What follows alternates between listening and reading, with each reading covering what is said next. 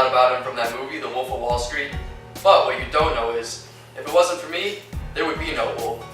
See, Jordan was my high school buddy, and after we got out of high school, we started selling Italian ice to people on the beaches of New York City for a summer.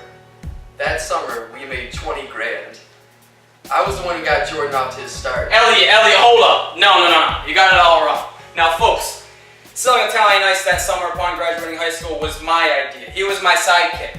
I give you credit. It was collaborative, but 20 grand, thanks to the Wolf. Jordan Belfort was born July 9th, 1962 to a family of accountants in Queens, New York. He then graduated from Bayside High School. Upon graduating from high school, Belfort and Elliot Longstern started a small business selling Italian ice to beachgoers in Queens.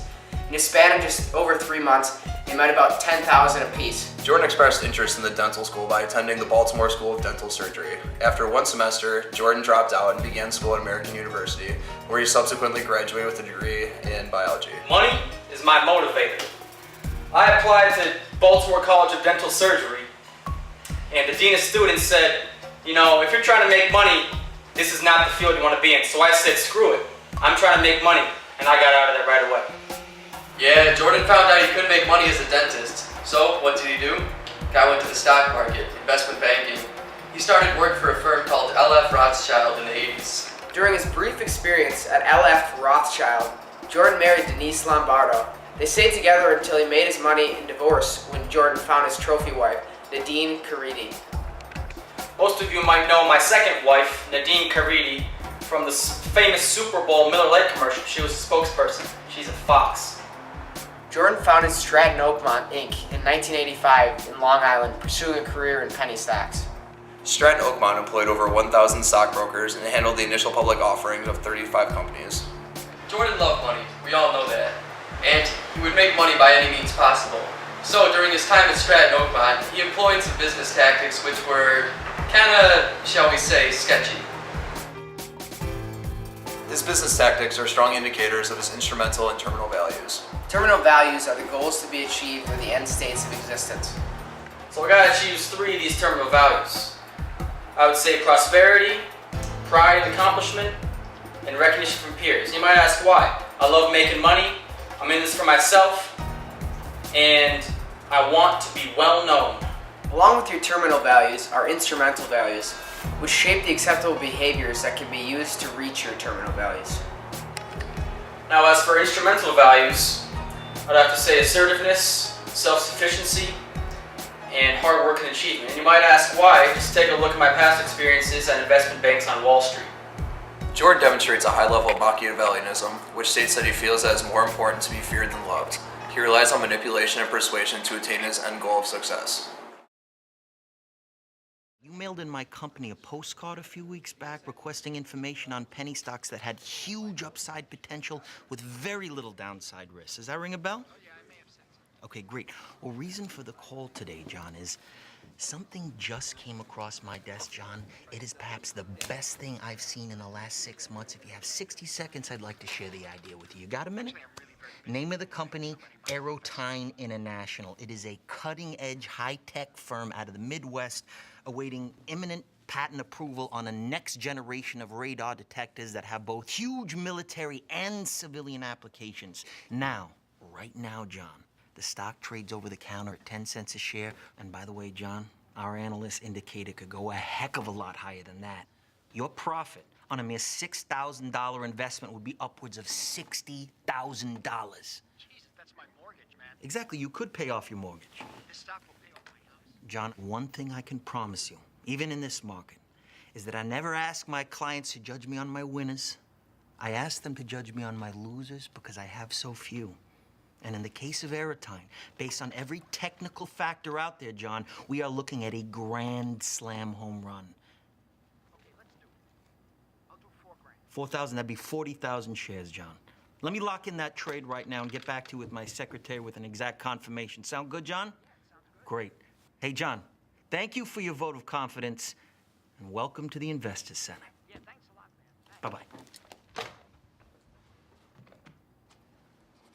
How'd you fucking do that? What was Jordan's leadership style like? Well, when I was in the ice business with him, we collaborated. We changed our business strategies based on the environment, so I guess you could say he had a fairly democratic style early on in his career. Like Elliot just mentioned, my style of leadership was initially democratic with our Italian ice business. But as time went on, I started my own business, Stratton Oakmont. I found myself in much more of leadership positions and controlling more of the business, delegating more and taking on more responsibilities, and that transferred into an autocratic style of leadership. So the producers had me take this MBTI personality exam, and I scored a ENTP. I don't know what the hell that means, but it sounds a lot like entrepreneur to me. The personality type ENTP in the Myers-Briggs test includes extroversion, intuition, thinking, and perceiving.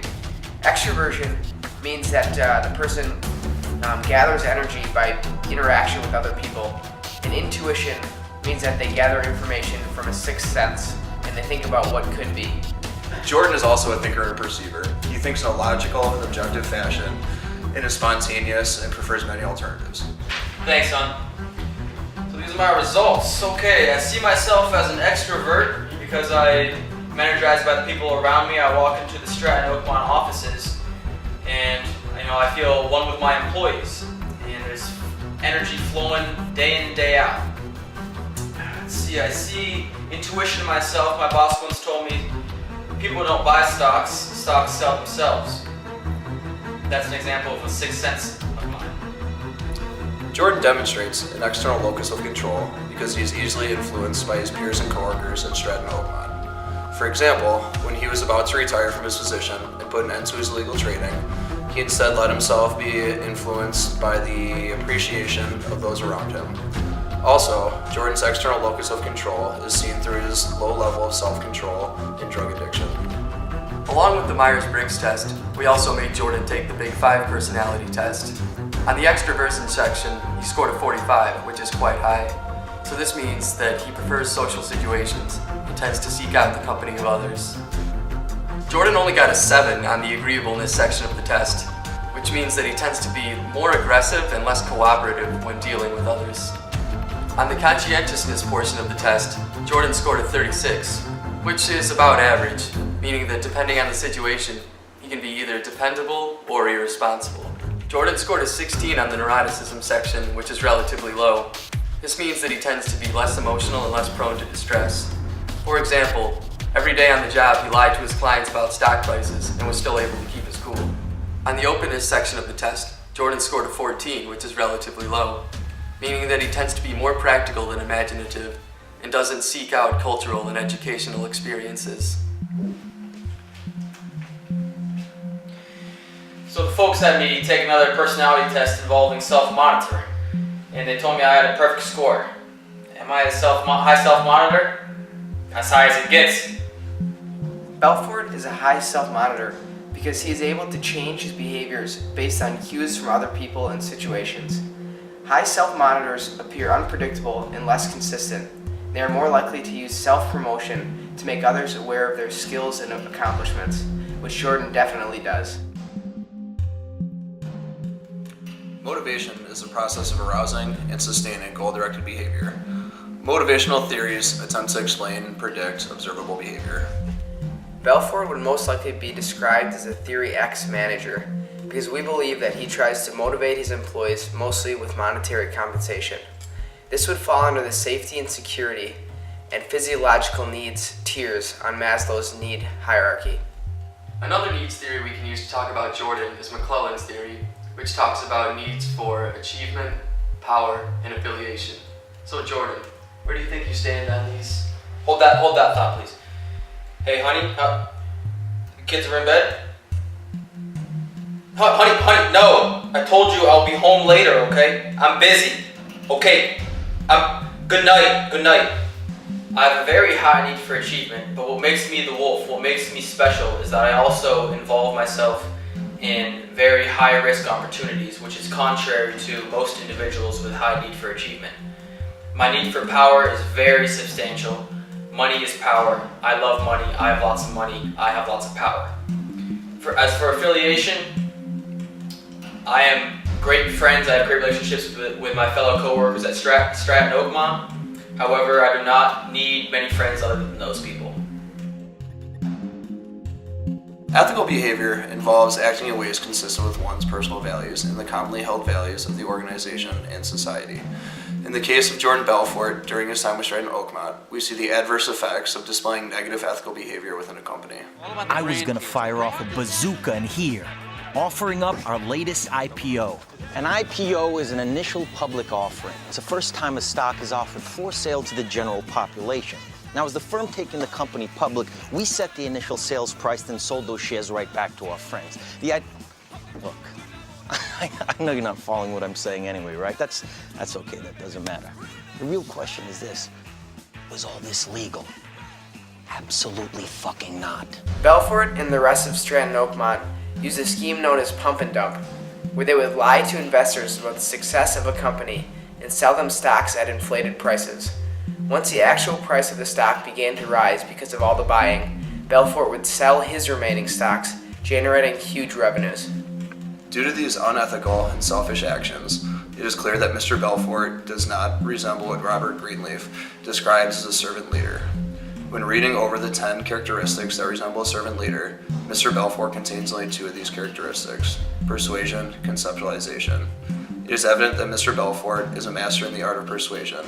He is able to draw a consensus with any sort of opposition or obstacles. Also, showing a strong characteristic of conceptualization, Mr. Belfort is able to see beyond the day-to-day realities through his ability to dream great dreams. Before starting Stratton Oakmont, I knew I wanted to live a lavish life, so I took my talents to Wall Street and I wanted to make the big bucks. And I always told my employees, if you want to be rich, you don't always need to follow the rules. In addition to the illegal activities of the pump and dump scheme, Jordan also exhibited poor ethical behavior through his constant drug abuse.